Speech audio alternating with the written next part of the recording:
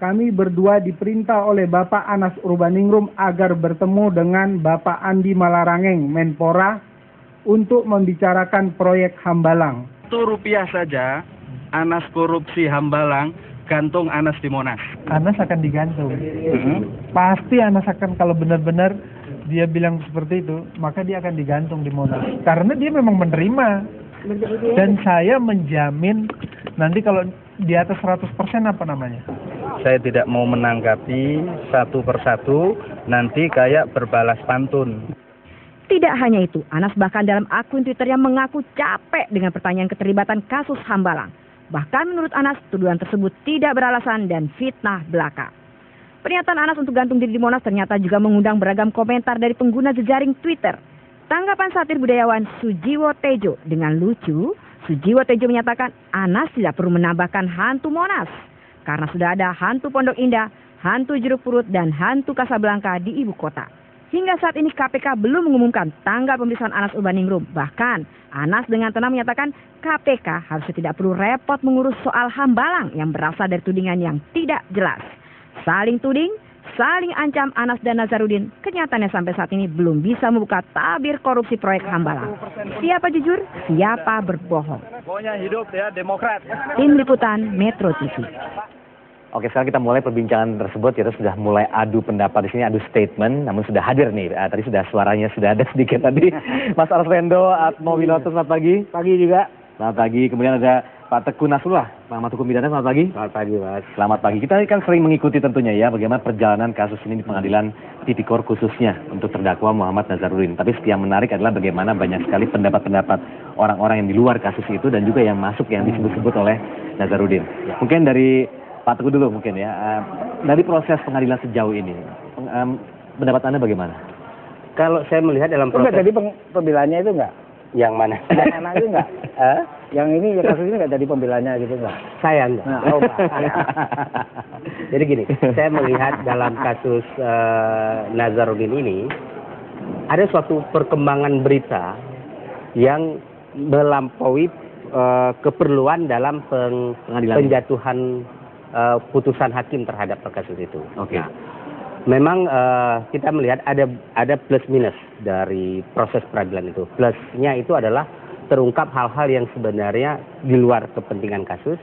Minusnya ya kalau menurut hemat saya proses peradilan itu sudah tidak proporsi yang benar lagi. Ya. Proporsional prosesnya. Nah, dalam konteks ini gini, apa yang sudah terungkap dalam peradilan dengan terdakwa Nazarudin, tentu kita lihat dulu putusan hakim. Apakah hal-hal yang sudah terungkap dalam proses peradilan Nazar itu menjadi dasar pertimbangan hakim? Kalau memang jadi dasar pertimbangan hakim dalam menjatuhkan putusan, maka KPK harus bergerak melakukan penyelidikan terlebih dahulu ya, untuk lebih lanjut seperti disebut-sebutnya keterlibatan anak dan lain-lain. Ya, belum tentu itu suatu kebenaran material. Tapi belum tentu juga salah. Belum tentu salah. Belum tentu salah dan belum tentu benar. Ya. Nah, apakah harus dikonfrontir di pengadilan atau KPK berangkat sendiri? Kalau saya mengatakan tentang konfrontir di pengadilan terkait dengan keperluan bagi hakim. Jika hakim merasa proses peradilan sudah ada itu belum cukup, tentu akan dikonfrontir. Menurut Bapak? Kalau memang hakim mengatakan sudah cukup pembuktian dalam kasus Nazar, maka tentu hakim punya kewenangan untuk menolak konfrontir. Selalu ada di dalam kepentingan hakim. Nah, saya tidak ingin memberikan pendapat kalau apakah menurut pendapat saya perlu tidak hakim mengkonfrontir karena proses putusan belum jatuh. Setelah jatuh tidak ada masalah saya memberikan pendapat itu. Tapi kalau belum jatuh tapi bebas ya, lebih nggak penting lagi. Masalahnya kita gini, saya khawatir saya kena contempt of court. Itu persoalannya, bahwa memberikan opini kepada publik dalam suatu proses peradilan yang belum putus salah menurut hukum. Nah, tapi kalau kita membuka wawasan yang bersifat global, yang umum, tidak membahas kasus secara detail, masih saya anggap pembelajaran kepada masyarakat. Nah, dalam kasus itu masih butuh banyak pembuktian oleh KPK, bukan oleh pengadilan. Oleh KPK berarti ya, khususnya. Kalau Mas Arswendo bagaimana pendapatnya? Kalau melihat dari komentar-komentar dari kedua belah pihak yang saling adu tentunya ya. battle of the comic gitu. Cuma ini nggak lucu gitu aja. Cuma nggak lucu yang ini ya? Enggak, karena kita kan diajarin gini loh, logikanya benar dari awal kan. Iya. Masalah hukum, selesaikan menurut hukum. Iya. Masalah ini biarlah KPK yang jalan. Ketika tiba-tiba ini udah nggak logis lagi. Kalau salah saya digantung di Monas misalnya. Kalau terbukti, ini kontennya kan udah nggak logik lagi. Nah kita memang dicampurin begitu melulu, yang satu sumpah pocong, yang satu ini bukan logika A, B, kemudian C, ini enggak. Ini paradigma baru yang dia munculkan. Nah makin ruwet lah. Jangan lupa, tapi masyarakat kan bisa menilai lah gitu-gitu, apa yang itu. Jadi kalau saya ingin tambahkan apa yang disampaikan Mas Wendo, baik statement Nazar maupun Anas itu bukan statement hukum. Betul, itu Bukan. hanya Statement sosiologis, Iya. ya, Untuk dan meraih. psikologis, ya. Iya. Karena kenapa? Kalau sumpah pocong tidak ada dalam hukum. Nah. Kemudian kalau saya nanti bersalah, saya gantung di Monas, Nah, itu juga nggak ada menurut hukum. Nggak Kan ada. nggak ada. Penyampaian Tapi itu, opini tentunya, ya. Statement-statement pencapaian opini. opini dan panik. Karena orang Ah. panik yang begini ini orang panik.